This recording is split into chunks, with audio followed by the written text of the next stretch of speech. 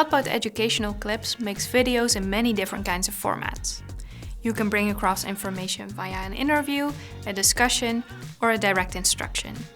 A format that is often used in an educational setting is a speaker in combination with a supporting PowerPoint. PowerPoints are often used in videos that are meant to explain a theory, give a complex instruction, or teach the viewer something new. In this clip, we'll discuss how REC uses PowerPoint and show you some best practices. If you want to use PowerPoint for your video, we have a special template for you to use. It's called the green screen template.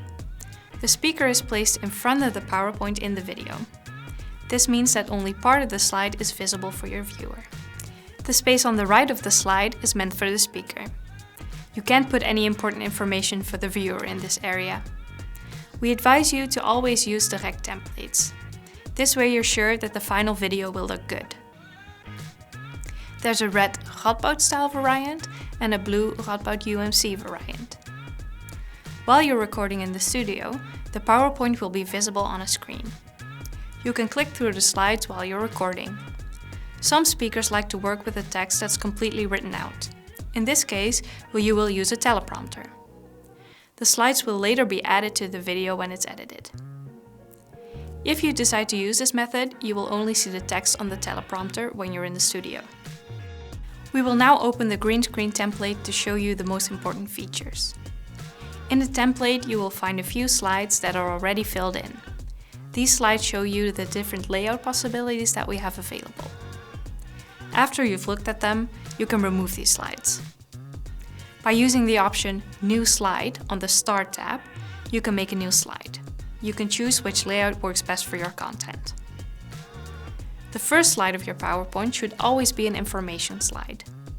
We need this info for editing the video. In this slide, you should, among other things, note the title of your clip and the name of the speaker. When you use the green screen template, you can make use of a slide that takes up the whole screen.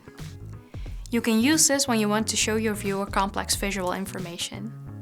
In the final video, the viewer will only see the slide and the speaker is temporarily hidden.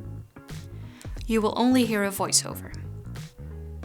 In the template, you can use the right column to put hints for yourself while you present. You should use keywords for this. While you're recording, you will see those keywords on the screen that shows you the PowerPoint. In the final video, these keywords will not be visible. Keywords can help you present more naturally and without any hiccups. It also allows you to keep the text in your slides to a minimum, which makes the video more comprehensible for your viewer. Don't use the right column for an elaborate text.